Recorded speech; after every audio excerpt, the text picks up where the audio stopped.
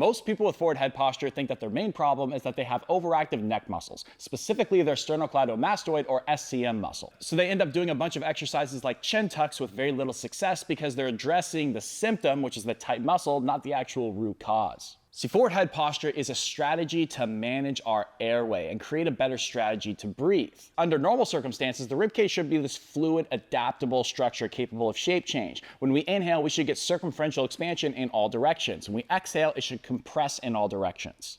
But if over time the ribcage becomes very stiff for a variety of different habitual lifestyle and training considerations, then all of a sudden the mechanics flip a little bit. Typically the SCM should be an accessory muscle of inhalation, meaning that it helps create elevation of the ribcage. But if the ribcage becomes very rigid, then the attachment down here becomes very stiff and unable to move, and we can't really pivot from there. So instead, when this muscle contracts, it actually pulls on this attachment on the base of the skull, which pulls the head forward. This is the new problem as that muscle tries to work in overdrive to help us breathe. And this is what creates that forward head posture, because the muscle is pivoting and acting from here rather than helping in some circumstances to elevate the rib cage. So to downregulate tension and improve mechanics of the SCM muscle, we want to help create better expansion on the front upper side of the rib cage in particular. Here's an easy way you can start to do that. Lay on your back with your feet up on a chair so that way you have a rounded 90-degree bend at both your knees and your hips. Get a rolled up hand towel and place it underneath the base of your neck so that way your chin can nice and passively be pointed directly at the ceiling at all times. Now this is optional but very helpful. I recommend it. You want to grab 2 objects about the width of a foam roller or just 2 foam rollers,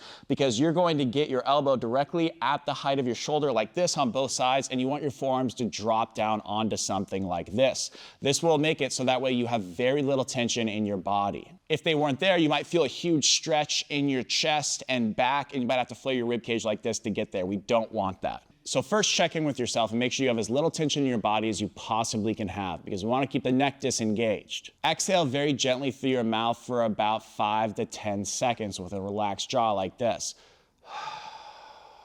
At the end of that exhale, you're going to feel a tiny bit of your side abs or oblique muscles engage. You're going to pause, close your mouth, put your tongue on the roof of your mouth. And then you're going to inhale through your nose, not using your neck at all, keeping your chin passively pointed at the ceiling, gently for about 5 seconds. And you're going to feel your chest expand. If you do it right, you want to maintain just the slightest bit of tension in your side abs. This will make it so that way you don't just expand your belly, but you'll get that upper chest expansion that we're looking for here. So a full breath looks like this. Do this for about 2 to 3 sets of 10 breaths.